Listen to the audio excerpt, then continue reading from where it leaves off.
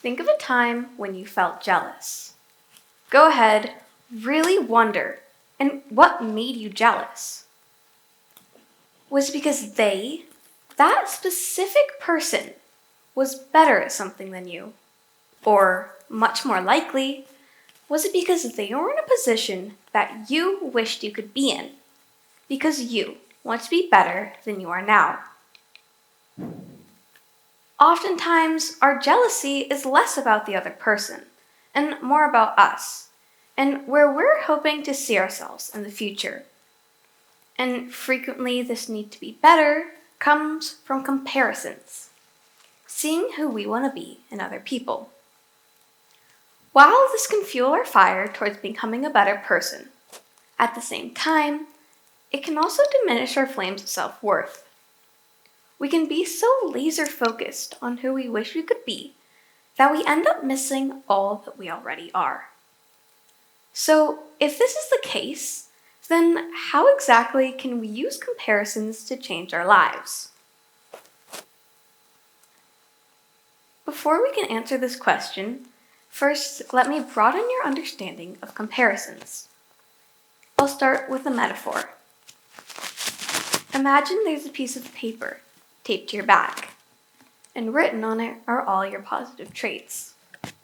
For this reason, when you look in the mirror, you can't see any of these things. But when you walk around, looking at others, all you can see is every positive aspect of them. Now, what this shows us is that sometimes we just need the help of others to see all the worth in ourselves. Now, another important part of understanding comparisons is a social comparison theory. On a psychological standpoint, as stated by Leon Festinger, social comparison theory is the idea that we determine our worth based on how we stack up to others. And furthermore, as reported by the APA Dictionary of Psychology, there are essentially 3 types of social comparison. The first being upward social comparison. Comparing ourselves to those who we believe to be better than us.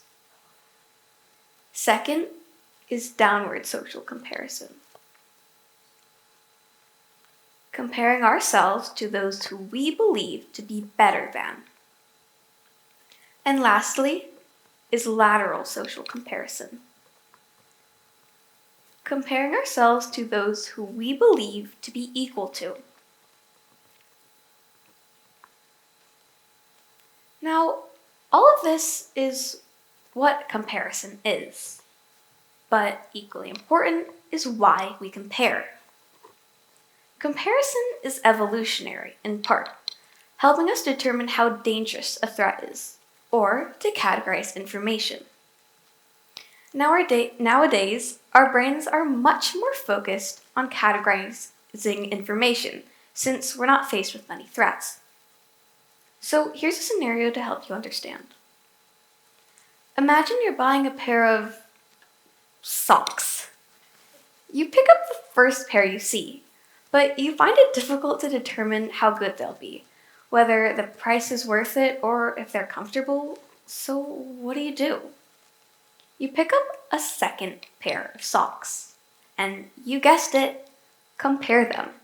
Which is softer, cheaper, more eco-friendly? Right now, you're comparing to find the best pair of socks.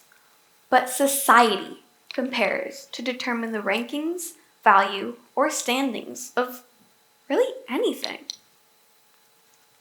Leon Festinger also said that nearly 10% of our thoughts involve some degree of comparison.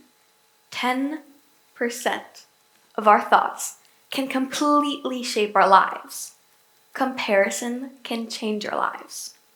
With this, know that you have to be so careful of how you compare what you compare, because there's no way to avoid it. And comparison does have many negative aspects that we have to address. For one, upward social comparison can promote low self-esteem, whereas downward social comparison can promote judgmental and even superior attitudes. However, on the flip side, comparison can have its benefits. For example, friendly competition, also known as social facilitation, has proved to push people to try harder in a certain area. So essentially, comparison acts as a motivator. Let me tell you how I used the motivations of comparison and avoided the negative parts. At one point, I may have been slightly overambitious. So much so that up until a few months ago, I wanted to go to MIT. Yep, one of the most prestigious schools in the world. And one with a fairly small acceptance rate. I made it my life's dedication to get into this school. But what I didn't realize at the time was that this dream would turn out to be pretty short. But not for the reasons that you would think. I was sitting in some sort of waiting room talking to my mom. And that's when she told me, "That reminds me, did I ever tell you what college your cousin got into?" Deep in my mind, a voice whispered, "MIT?" But then I thought, no, it can't be. The coincidence is just impossible. So I turned over to my mom and I simply decided to reply, "MIT," she tells me. I am stunned. Of course, I'm infinitely happy for my cousin, but at the same time, I couldn't help but feel a little jealous. I mean, who wouldn't be getting into one of the best colleges in the world? I thought about this moment a lot over the course of many months, and the more I thought about it, the more I realized that this doesn't deserve my jealousy, but my gratitude. I am grateful for the fact that someone I know has given me the opportunity to push myself to try harder to get what I really, really wanted. Because the things you want deserve your hard work. Sometimes all it takes to get ourselves motivated is a little jealousy, but much more importantly is our reflection and growth from that moment. Seeing who we want to be urges us to start taking those first steps towards striving to who we want to be. Since then, I've found my priorities and set my sights elsewhere. And I used this experience to start planning for a life that I wanted. So here's how you can plan for a life that you want. Now, first and foremost is to remember that mindset is everything. Specifically, a growth mindset. I know it's a cliche, but I cannot emphasize how important it is. You can't be helping yourself if all you do is hurt yourself. You should compare and reflect on how you can practice to improve. Now, secondly, is to make a plan. Your plan should definitely not be become an Olympic swimmer. This is a goal, one that is completely achievable, but it's in no way a plan. Start your plan by looking at your goal, become an Olympic swimmer, and turn it into subtasks like get into a swim gala, and then continue to break these things down, like go to swim practice 3 times every week. And you'll continue to break these tasks down until you get to the easiest level. These tasks should be short, meaning they can be started at almost any time. Now, third and lastly is to take action. Hopefully, you already have a list of super simple steps. It's likely that quite a few of these will be repeatable. So do each of these things as often as they need to be done. And you'll realize those bigger, broader steps are coming into view. And sooner or later, you'll realize that your dreams are closer than you ever imagined.